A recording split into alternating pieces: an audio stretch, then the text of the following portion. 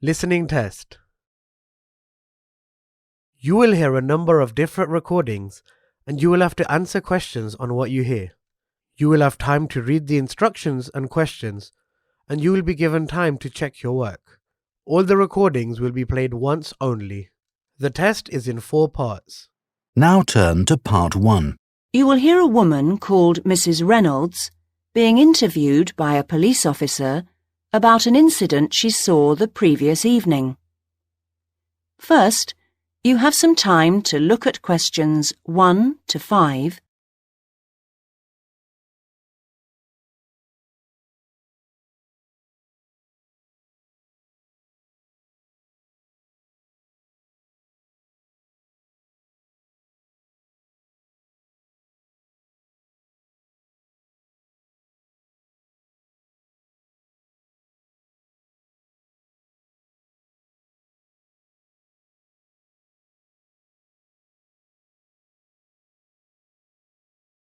Listen carefully and answer questions 1 to 5.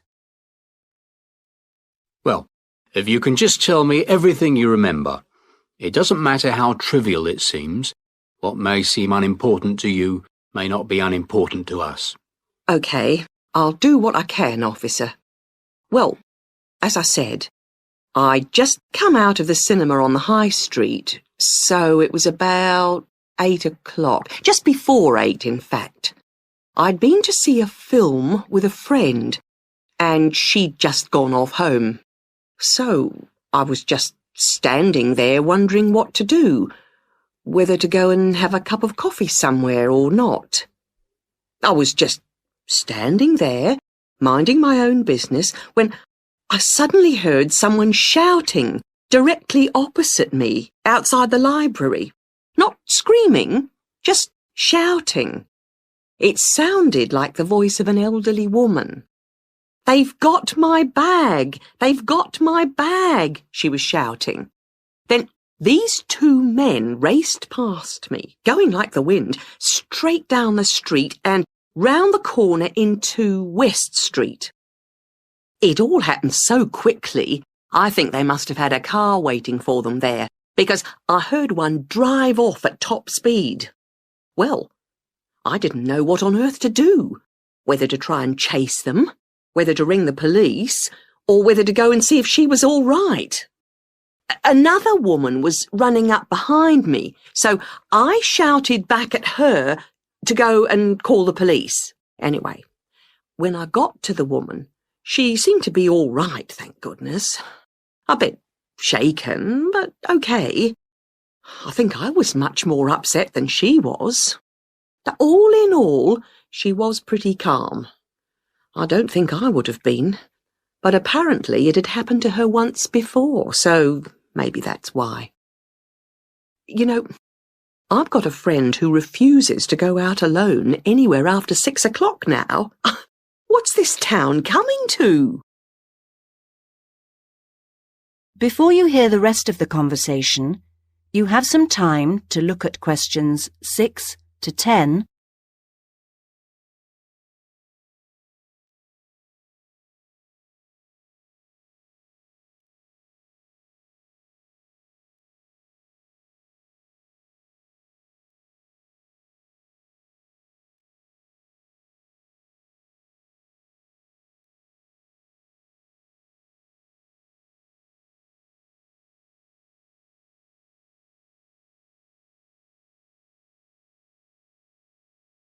Now listen and answer questions 6 to 10. Well, anyway, she just kept saying, "I didn't see a thing. I didn't see a thing." One of them had just pushed her from behind, and as she put out a hand to steady herself, the other one had just taken the bag from under her arm, and then he raced off across the road. I asked her what she'd had in it, and she said she'd had her purse with about £15 in it, but no chequebook or cards or things like that, and luckily she had her front door key in her pocket. Oh, and she'd had her bus pass taken too. Let's get back to the 2 men if we can. Just tell me everything you can remember about them. Well, there was a younger one and an older one. Well, let's start with the younger one, shall we? Well, age first then. He only looked about 17, not more, something like that. Neither very tall nor small. Sort of slim build. Not anybody you'd notice. Nothing particularly special about him. An ordinary-looking sort of bloke. He had curly black hair, which was quite long, but apart from that, as I say, not someone you'd notice in a crowd. Nothing really distinct about him at all. But the other one, the older one, he was different. Different? Yes, different. I feel as if I'd know him anywhere again. I got more of a look at him, because he ran across the road more slowly than the younger man. I remember being surprised, because he was quite a bit older than the other one. I'd say about 35. Funny, because you don't think of people of that age snatching handbags in broad daylight like that, do you? He was quite a bit smaller than the other man, and medium build. What did he look like? You didn't give the officer much information last night. Well, I did get quite a good look at his face. No beard or moustache, clean-shaven, and quite smart-looking, really. He had light brown hair cut very short, a sort of army haircut. And there was another thing. Thinking about it all last night, over and over again, I'm almost sure he had a small scar on his chin. Now, I didn't tell the other policeman that last night, but in my mind, each time I see his face, I can see one. A scar on his chin? That could be important. Thank you, Mrs. Reynolds. You've been really helpful. If you really think you'd recognise him again, then what we'd like you to do later this morning, if you can, is to come down to the police station and look at a few photographs for us. See if any of those ring a bell. That is the end of section 1. You now have half a minute to check your answers.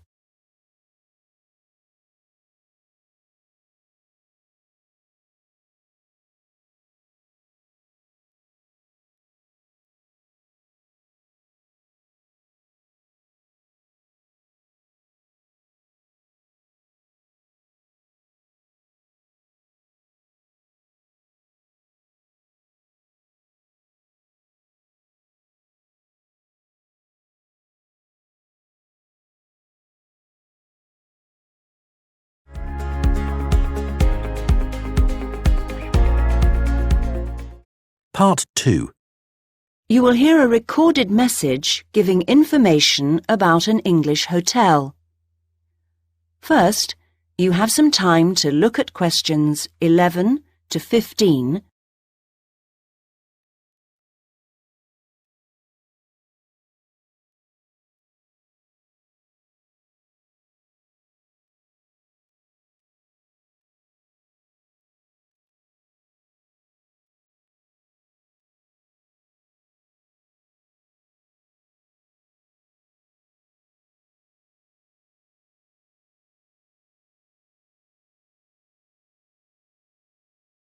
Now listen carefully and answer questions 11 to 15. Welcome to the Bridge Hotel Information Line. The Bridge Hotel is part of the Compact Group, which is a large association of family-owned hotels offering a warm, friendly atmosphere and high-quality service at competitive prices. All of them cater for a wide range of people, from business to leisure clients. Set in a quiet residential area on the attractive outskirts of Belford, about 3 miles from the city centre, the Bridge Hotel is a popular choice for conferences. After recent refurbishment and expansion, it now has 25 double rooms and 20 singles. All 45 are en suite with TV and coffee and tea making facilities. The Bridge Hotel is set in 3.5 hectares of grounds, with an open-air swimming pool and 4 tennis courts. There is also a newly opened gym with fitness suite which is considered one of the best equipped in the area. Non-resident membership is available. We have a fully licensed restaurant for residents and non-residents, which provides a wide range of dishes with a particular focus on dishes from around the world. For the discerning business customer, we have designated business rooms with phone links allowing full internet access. Our conference facilities cater for up to 200 delegates, and we are able to offer transport to guests to and from Birmingham Airport at a small extra cost. Before you hear the rest of the message, you have some time to look at questions 16 to 20.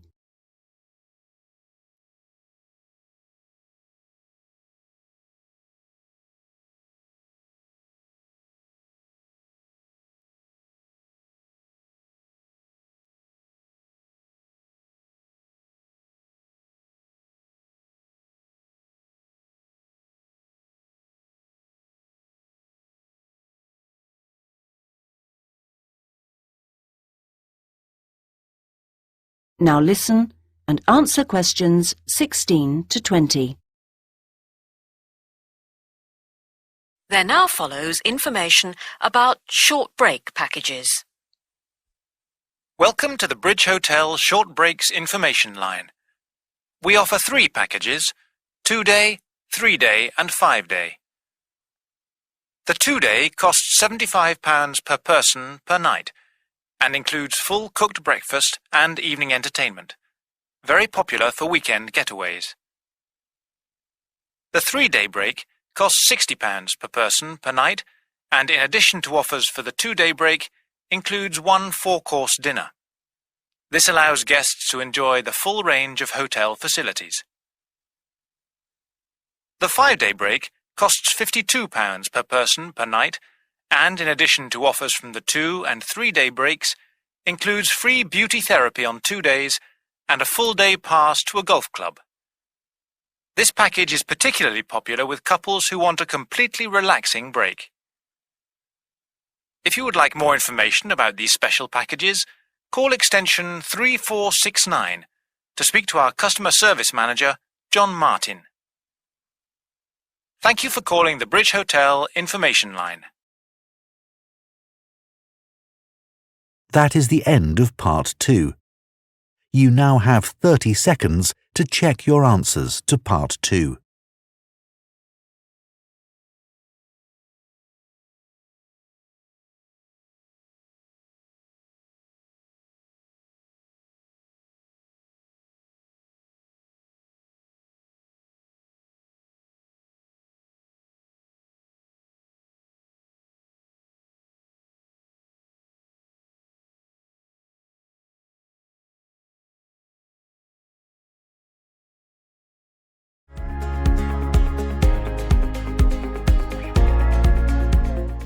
Part 3. You will hear 3 students talking about their study programs. First, you have some time to look at questions 21 to 23.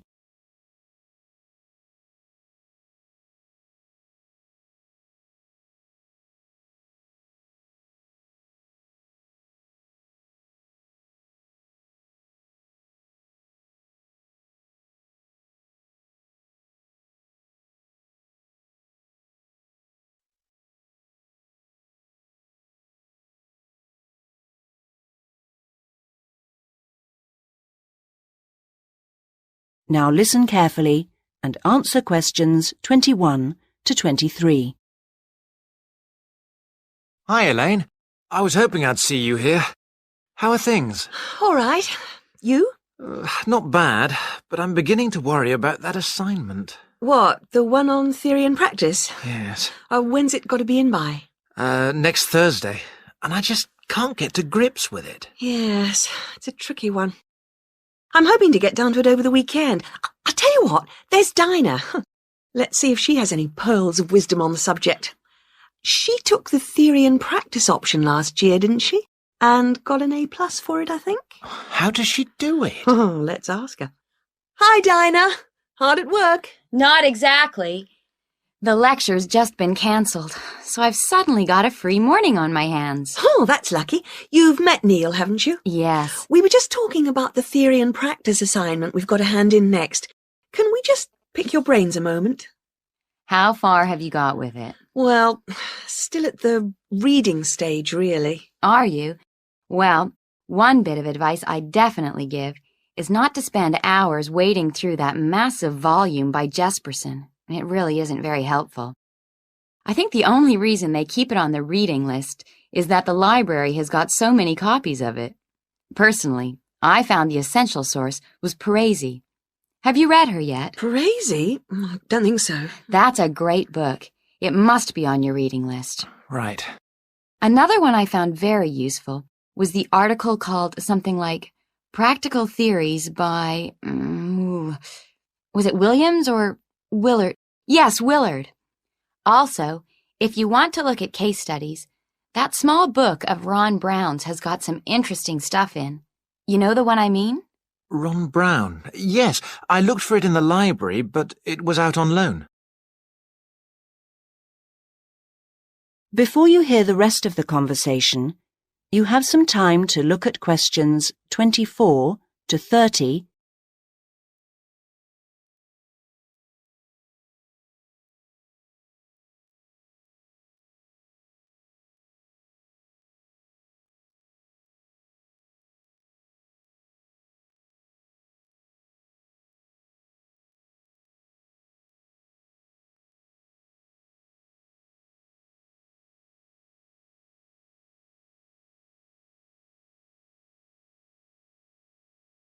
Now listen and answer questions 24 to 30.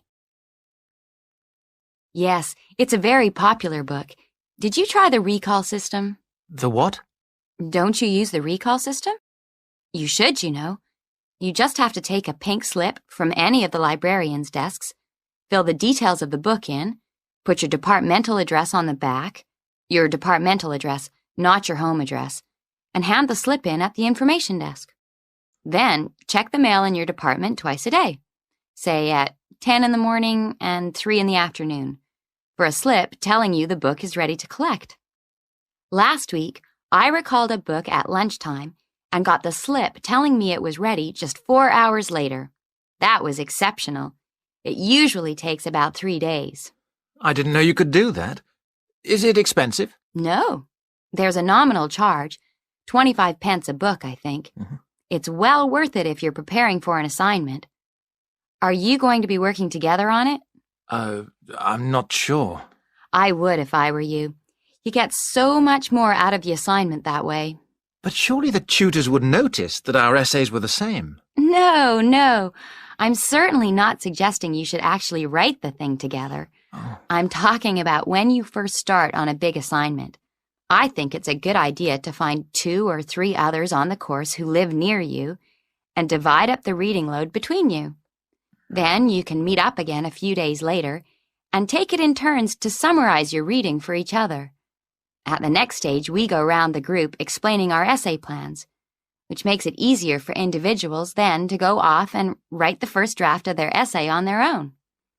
Later on, we usually exchange drafts and give feedback in the group before finally writing our essays individually. Do you really do all that? Usually, yes. It makes the whole thing much easier and more enjoyable. Right. Well, I think I need another coffee before getting started. Can I get you one? Yes, why not? That is the end of part 3. You now have 30 seconds to check your answers to part 3.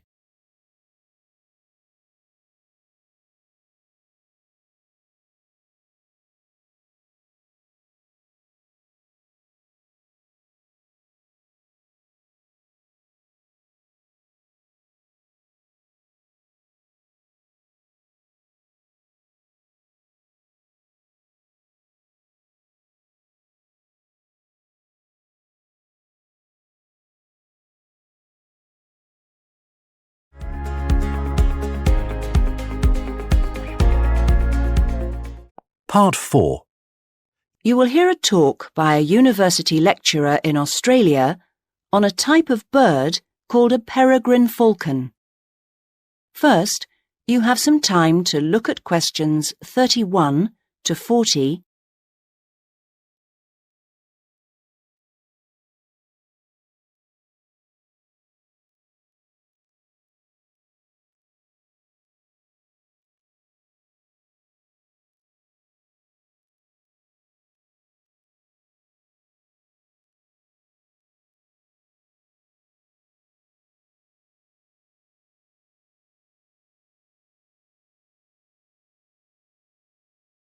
Now listen carefully and answer questions 31 to 40.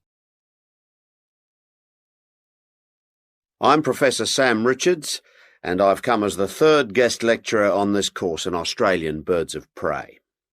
My job is to keep a watchful scientific eye on the state of Tasmanian peregrines, so I'll start by giving you some background to these magnificent birds of prey before I speak briefly on my own project.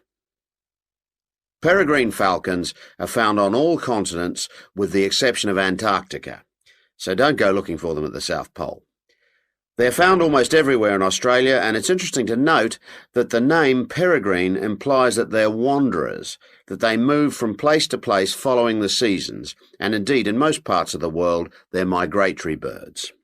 But not in Australia, however, where they prefer to stay in one place. They're known to be the world's fastest creature, and they have been tracked by radar diving down towards the ground at 180 kilometres an hour. However, a number of textbooks claim that their flight speed can go as high as 350 kilometres an hour, so there's still some dispute about just how fast they can actually fly. Female peregrine falcons, like all other Australian falcons, are larger than their male counterparts. In fact, the female is almost a third larger than the male in the case of peregrines. While she stays close to the nest to protect the eggs and the young chicks, the male is mostly occupied looking for food. Peregrines typically lay 2 or 3 eggs per nest, and after the eggs have hatched, when the chicks are about 20 days old, they start to fly. So they fly at a very young age. By the time they're just 28 days old, they've already reached full adult size. In other words, they're fully grown. Soon after this, at about 2 months after hatching from the egg, they leave the nest for good. From this point on, they're on their own. Unlike their parents, which have learned how to hunt, the young falcons are not good at feeding themselves, and so during the first year about 60% of them die. Once the birds have managed to live to breeding age, at 2 years old, they generally go on to live for another 6 or 7 years.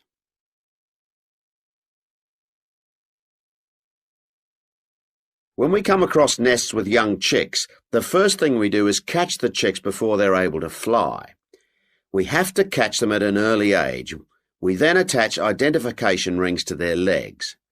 These rings are made of colour-coded aluminium, and they allow us to identify the birds through binoculars later in their lives. Thirdly, because we need to know how many males and how many female chicks are being born, we note the sex of the chicks. Noting the sex of the birds is a vital part of our research, as I will discuss later. The next thing to do is to take a blood sample from the chicks. We take the blood sample so that we can check the level of pesticide in their bodies. Peregrine falcons can build dangerous quantities of pesticides in their bloodstream by feeding on smaller mammals, which in turn feed on crops grown on farms where pesticides are used. Finally, we check the birds thoroughly, really checking the birds for their general health. This whole process only takes a few minutes. In fact, most of our time in the field is actually spent trying to find the nests, not on the data collection itself. Well, that's all I have for you today. If you'd like to do some further reading... That is the end of part 4. You now have half a minute to check your answers.